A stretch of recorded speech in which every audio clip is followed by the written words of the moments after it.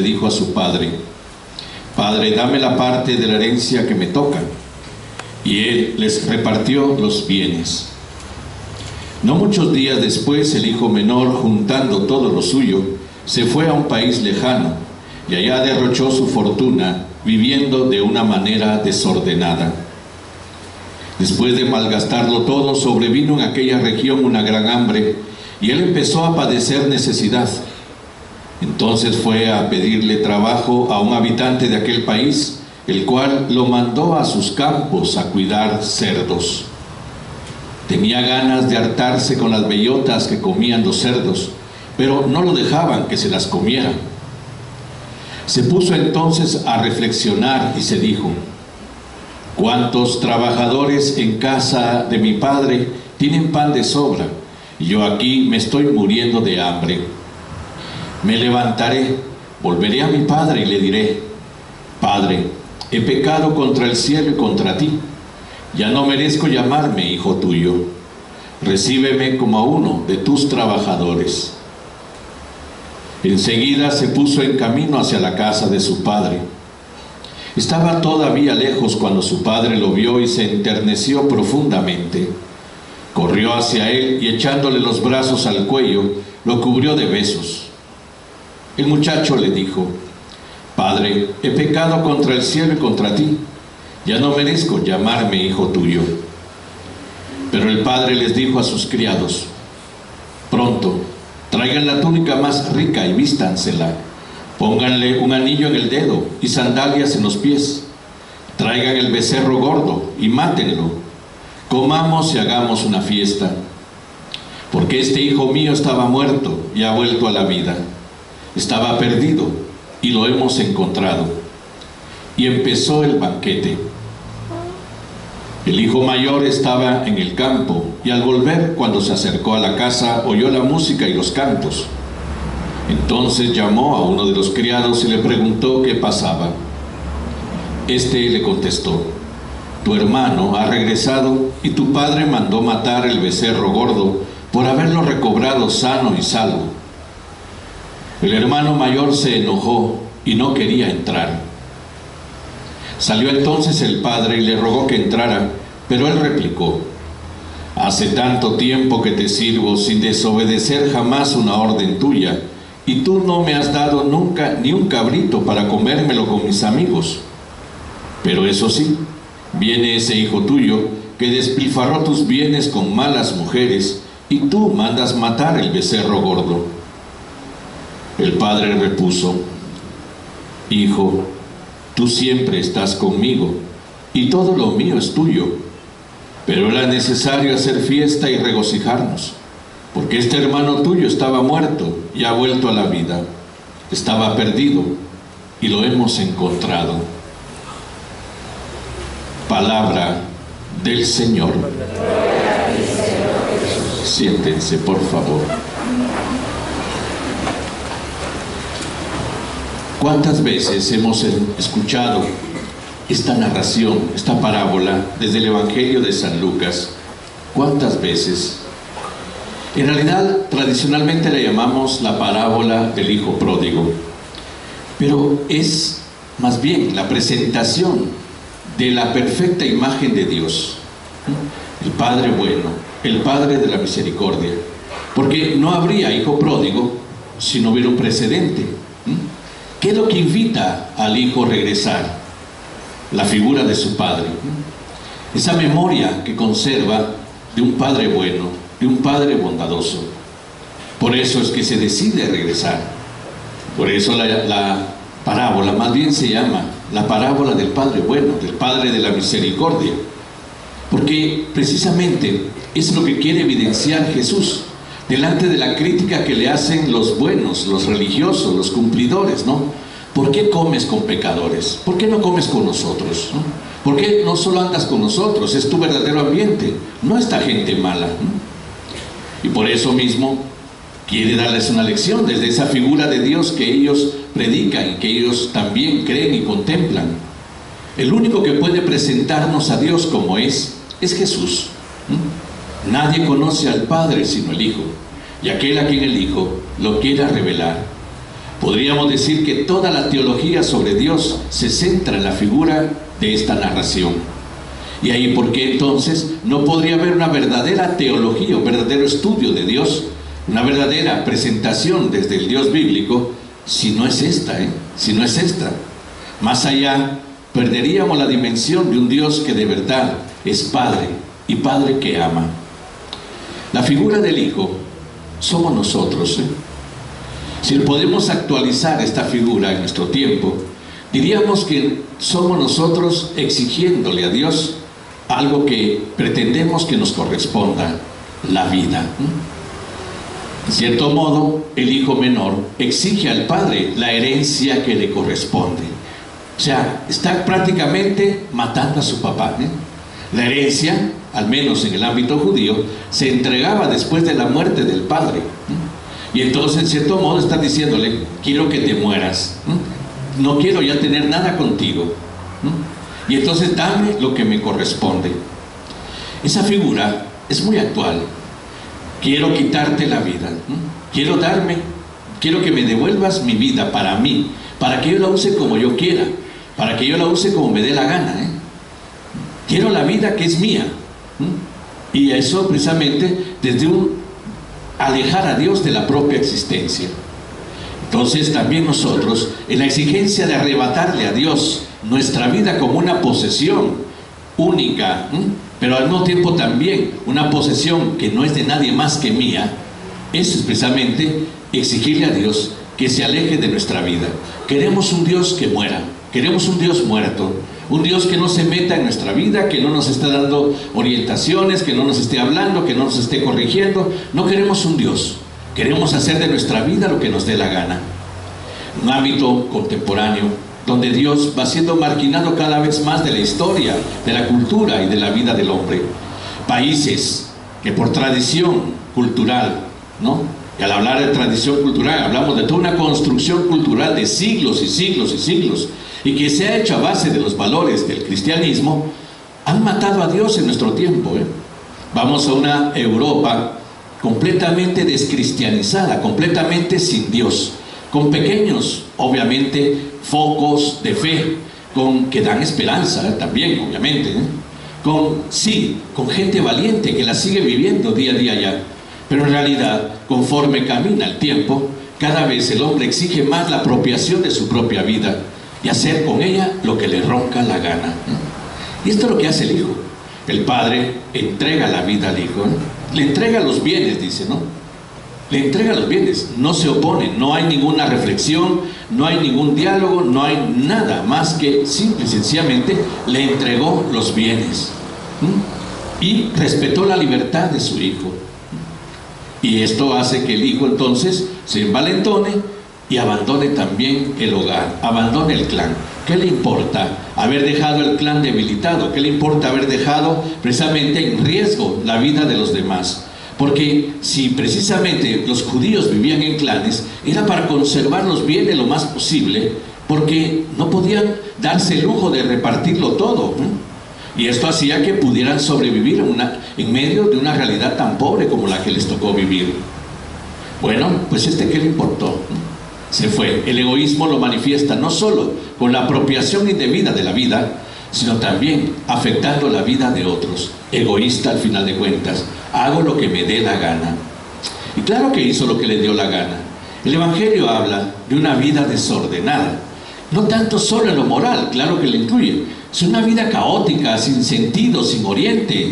Una vida que no tiene propósitos. Solo pasársela bien, Como los anuncios de ahora, de este tiempo que llamamos ahora tiempo de verano, Los días de vacaciones que se acercan, el tiempo de verano, pásesela bien, o sea, tranquilo, que tiene que estar viendo religión aquí, que tiene que estar viendo Dios en todo esto, ¿Cuántas veces nos va a tocar estos días de verano? Saber cuándo, pero ahora tocan y hay que pasársela bien. Entonces nos bombardean con anuncios que prácticamente invitan a esa realidad de vida despreocupada, sin sentido, donde hay que pasársela bien. Y no solo en el verano, no solo en el feriado del verano, cuantas veces te dé la gana hacerlo, pasártela bien. ¿Qué te importan las reglas? ¿Qué te importan las normas? ¿Qué te importan precisamente los valores? ¿Qué te importan? Esas son cosas anticuadas, ¿no? Que lo viva la gente cachureca, ¿no? Entonces, todos los religioseros metidos en la iglesia, ¿eh? ¿A ti qué te importa, ¿no? Una vida sin sentido, sin oriente, caótica, ¿eh? Y la vivió, pero trae sus consecuencias. Hay una frase muy fuerte aquí, después de todas esas figuras que Jesús pone para que sean comprendidas por los judíos, ¿no? Un judío cuidando cerdos, un judío por debajo de la dignidad de los cerdos, ¿eh? Pensemos lo que significan los cerdos para la mentalidad religiosa judía, la impureza, ¿eh? Son los animales de la impureza, ¿eh? Y entonces es alguien que ni siquiera tiene la dignidad de un cerdo, de acuerdo a la forma en que es visto por un extranjero, es decir, por alguien que ni siquiera lo valoriza, ¿eh? Y entonces viene esa frase: aquí paso hambre, ¿eh? Tengo hambre, ¿eh? Porque en el ámbito de lo físico Jesús dice que los cerdos comían y él quería comerse la comida de los cerdos y ni siquiera eso le daban. Pero ese grito, tengo hambre, aquí paso hambre, es precisamente ese grito de vacío, ¿no? Al final no me llevó a ninguna parte todo esto. Al final no me dio la satisfacción que quería. Al final me dejó vacío totalmente. Al final me dejó sin sentido de vida. Tengo hambre, hambre de amor, hambre de familia, hambre de hogar, hambre de cariño, hambre de estima, ¿eh? Hambre de valorización. Es el grito de nuestro tiempo después de una larga experiencia de hacer lo que nos da la gana, ¿eh? Donde venimos desvalorizados por un mundo que qué le importa la vida del ser humano, ¿eh? Donde venimos desvalorizados por un mundo donde qué importan los valores, donde venimos desvalorizados en un mundo donde el tener puede más que el ser, donde somos subordinados por la economía. Al final de cuentas lo importante es que haya ganancias para los que se echan en la bolsa las ganancias, ¿eh? ¿Qué importa la vida del hombre? ¿Qué importa su dignidad? Y ahí viene el grito de dolor. Si yo importo, yo valgo. Ese vacío en el que se encuentra este hijo lo pone delante de una alternativa. Y entonces, al tocar fondo, ¿qué va a decidir? ¿Qué va a decidir?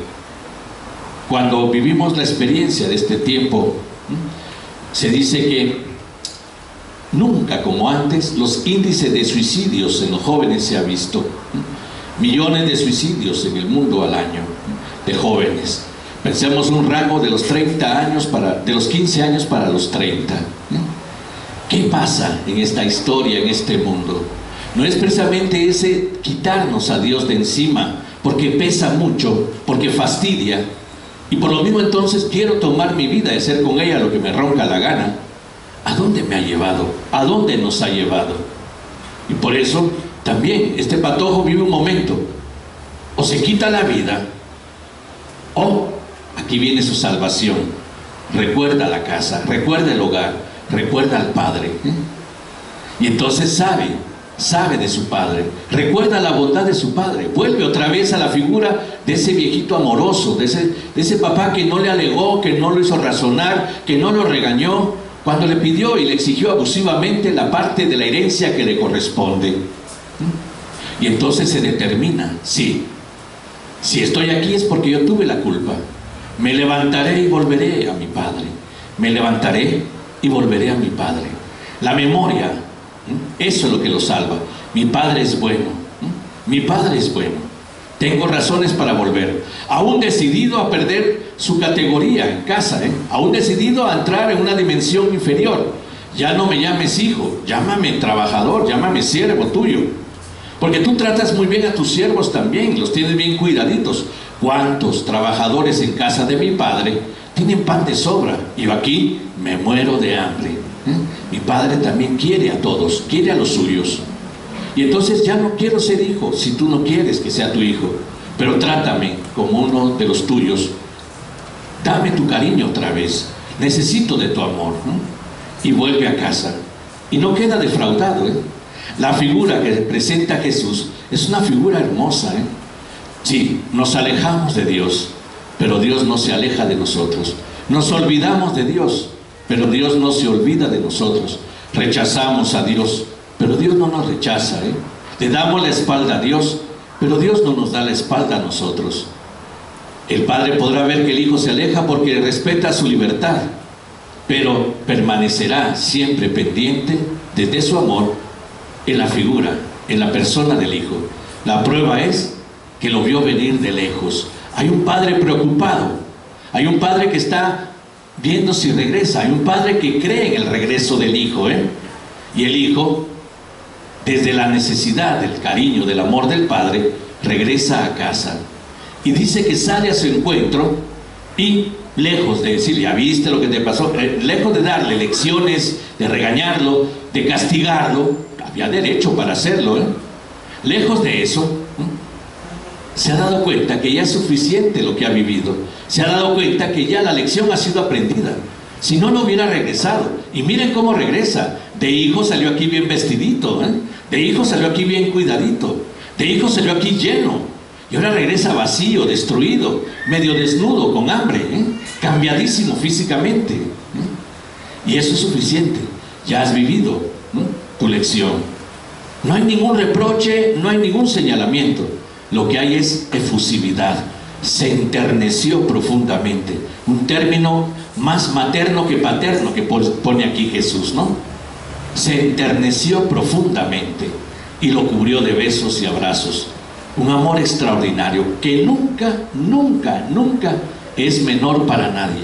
Nosotros sí, nosotros amamos y al final terminamos peleando. Nosotros hoy somos amigos de esto, de aquella, y al final dejamos de serlos, ¿no? Somos resentidos, somos peleoneros, caprichudos, rompemos inmediatamente en búsqueda de nuestra mejor comodidad. No hay intención de lucha ni de recuperación, Es mejor dejar las cosas así, al final de cuentas, y conservar también el distanciamiento, el odio, el rencor, los resentimientos, Pero Dios no es así. Santa Teresa, Dios no se muda, Dios permanece siempre igual, y por eso es la reacción del Padre, no puede ser distinta para aquel que San Juan dice que es amor.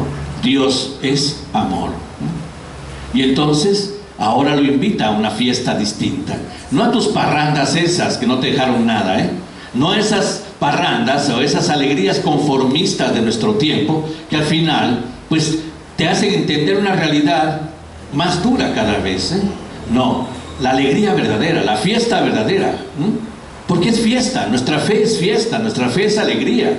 Aún en medio de la Cuaresma, decíamos al principio, no se trata de una humillación severa de penitencias y cosas y de cargos de conciencia, no, es celebración de vida, tenemos esperanza en la vida, y esta parábola lo muestra de una manera extraordinaria.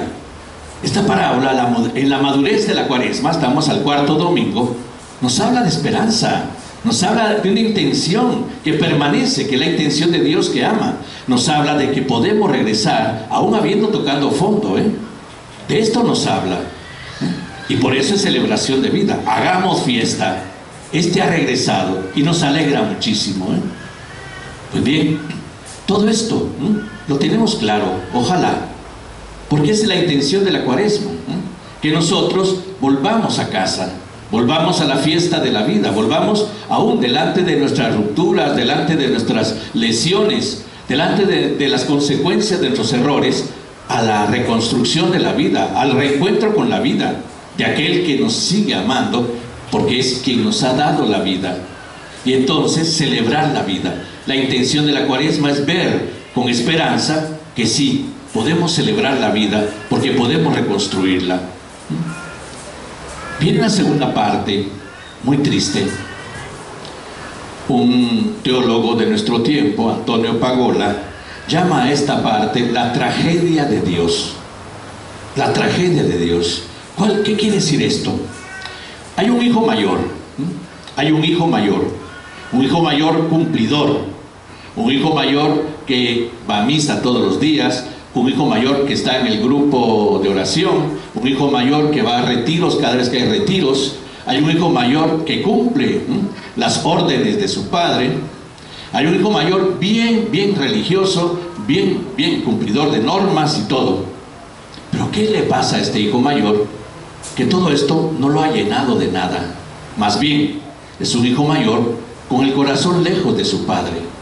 Pues en apariencia debería ser el más cercano, en apariencia debería ser aquel que de verdad lo conozca. Si es cumplidor de normas religiosas que van orientadas hacia Dios, pues valdría la pena que fuera el que mejor conociera a su papá. Pero tal vez está mucho más lejos que el otro que se largó físicamente, ¿eh? Porque es su hijo mayor, egoísta, resentido. No quiere celebrar el regreso de su hermano, ¿eh? No sabe del amor de su padre, no lo ha sabido, ni siquiera lo ha experimentado. Como muchos que cumplen la religión solo porque le tienen miedo a Dios o porque son oportunistas en cuanto a la posibilidad de tener favores y regalos de parte de Dios, ¿eh? Como muchos que viven la religión solo a base de las fechas de calendario o lo planifican todo durante el año en 2 o 3 visiones de vida, ¿eh? Y entonces esos son el hijo mayor, el hijo que no conoce a su hermano y no lo reconoce ni lo quiere. Es más, cuando el padre lo invita a participar de la fiesta, le dice, este hijo tuyo. Ni siquiera dice mi hermano, ¿eh? Ni siquiera dice mi hermano, este hijo tuyo. Es triste, porque este hijo dice, yo siempre te he cumplido, yo siempre he estado al lado tuyo, yo siempre he hecho lo que tú me dices, ¿eh? Pero no me conoces, hijo. No sabes que te amo como amo a tu hermano, ¿eh? Y que precisamente me duele verte así. Tú no quieres entrar a la fiesta, no, ¿eh? No quiero entrar a la fiesta, no quiero a mi hermano, punto, ni siquiera, vuelvo a repetir, dice mi hermano, dice hijo tuyo, ¿eh? Y el sueño de Dios manifestado en Jesús, si podemos hablar de esta forma, es una comunión de hermanos, un reino de hermanos, un reino fraterno. Qué triste que ni todo el amor de Dios manifestado al ser humano pueda hacer sentarse en la misma mesa a dos cristianos que se han peleado, ¿eh? Ni todo el amor de Dios, ¿eh? Es triste. Él ve que sus hijos más bien se dividen. Él ve que sus hijos no han entendido el sentido de una fe que tiene como fundamento único amar, ¿eh? Y no otra cosa, y no cumplimiento religioso, ¿eh? Y se da cuenta con tristeza que ni todo su amor conmueve a aquellos que deberían, en cierta forma, por el conocimiento religioso, por sus actitudes religiosas, porque participan en todo lo religioso habido y por haber, deberían de conocerlo, deberían de saber que Dios es así, es el Dios de Jesucristo, pero siguen con el Dios de su propia intención, el Dios de sus propios miedos, el Dios de sus propios terrores, no el Dios que presenta a Jesús. Y más bien conservarán sus rencores, sus odios, sus resentimientos, capaces precisamente de separar, capaces también de no reconciliar. Pasa en nuestras comunidades. Aquí veo gente que cuando entra a misa dice, va a ver dónde me siento, no sé que me toque al lado de la fulana o al lado del mengano, ¿eh? O hay quienes dicen, padre, yo no llego a tal hora porque a esa hora llega el mengano, el perencejo, yo llego después, en la otra misa, ¿eh? ¿Qué experiencia de amor hay, de Dios hay ahí? ¿Eh? ¿Qué experiencia de amor hay ahí? ¿Eh? No es el mismo amor para todos, lo que nos debería precisamente hacernos reconocer como hermanos, porque parte del abrazo de reconciliación que Dios da a su hijo menor, también tiene que ser reconciliación con sus demás hermanos. Ha entrado de nuevo a casa, ha regresado a la familia, será también productivo en la familia, compensará también desde la lección aprendida aquello que ha echado a perder, ¿eh? Y por eso comunión de hermanos, ¿eh? Que debería ser también un resultado de la Cuaresma, no solo el reencuentro con el don de la vida y la celebración de mi vida, sino también el encuentro con la vida cristiana, que significa fraternidad, amor recíproco, ¿eh? Y por lo tanto servicio recíproco también, comunión, reconocernos como hermanos. La celebración de la vida es también eso, ¿eh? Es también eso, esa es Pascua también, y a eso nos conduce la Cuaresma. Tenemos mucho que reflexionar, pero hay una certeza que nos daría tal vez el empujón último delante también de las divisiones y de los rencores y los resentimientos que tenemos con otros, que seguiremos siendo destinatarios del amor de Dios, del amor infinito del Padre, que nunca, nunca, nunca va a cambiar, que siempre nos va a amar, y que por mucho que nos sintamos alejados de Dios, Él siempre está cerca de nosotros. Vamos a confirmar nuestra fe. Creo en un solo Dios.